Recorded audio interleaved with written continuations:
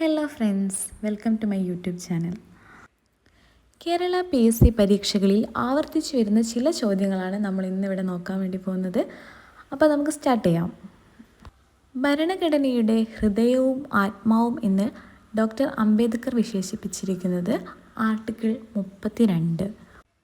Article 32 ഭരണഘടനയുടെ ഹൃദയവും ആത്മാവും എന്ന് അംബേദ്കർ വിശേഷിപ്പിച്ചിരിക്കുന്നത്. വീണപൂവ് ആദ്യമായി പ്രസിദ്ധീകരിച്ച പത്രം മിതവാദി. മിതവാദി എന്ന പത്രത്തിലാണ് കുമാരനാശാൻ്റെ വീണപൂവ് ആദ്യമായിട്ട് പ്രസിദ്ധീകരിക്കുന്നത്. കേരള സർക്കാർ അയ്യങ്കാളി നഗര തൊഴിലുറപ്പ് പദ്ധതി ആരംഭിച്ച വർഷം 2010. 2010 കേരള സർക്കാർ അയ്യങ്കാളി നഗര തൊഴിലുറപ്പ് പദ്ധതി ആരംഭിക്കുന്നത്. നോബൽ സമ്മാനം കരസ്ഥമാക്കിയ ആദ്യ വനിത മാഡം ക്യൂറി. മാഡം ക്യൂറിയാണ് വനിതകളിൽ ആദ്യമായി നൊബേൽ കരസ്ഥമാക്കിയത്. സ്വതന്ത്രമായി ചിന്തിക്കുക, ധീരമായി ചോദ്യം ചെയ്യുക എന്ന് ആഹ്വാനം ചെയ്തത് സഹോദരൻ അയ്യപ്പൻ.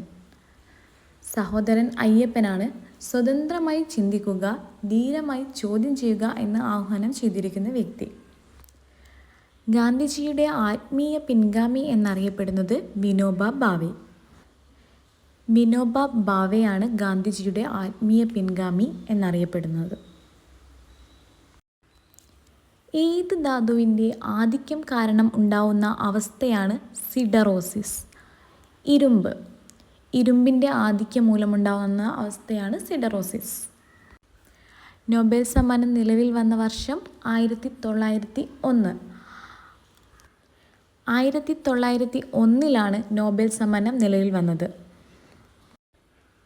കേരളത്തിൻ്റെ ഏറ്റവും വടക്കേ അറ്റത്തെ കായൽ ഉപ്പളക്കായൽ. ഉപ്പളക്കായൽ കാസർഗോഡ് ജില്ലയിലാണ്. കേരളത്തിലെ ആദ്യ ബാലസൗഹൃദ ബ്ലോക്ക് പഞ്ചായത്ത് പുഴയ്ക്കൽ. പുഴയ്ക്കൽ തൃശ്ശൂർ ജില്ലയിലാണ്. വിറ്റാമിൻ ഇയുടെ രാസനാമം ടോക്കോഫെറോൾ. ടോക്കോഫെറോൾ ആണ് വിറ്റാമിൻ ഇയുടെ രാസനാമം. ബ്യൂട്ടി വൈറ്റമിൻ എന്നറിയപ്പെടുന്നത് വൈറ്റമിൻ ഇ.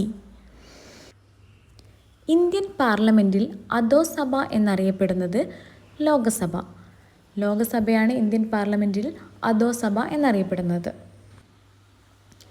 ജാതിനാശിനി സഭ സ്ഥാപിച്ചത് ആനന്ദതീർത്ഥൻ. ആനന്ദതീർത്ഥനാണ് ജാതിനാശിനി സഭ സ്ഥാപിച്ചത്.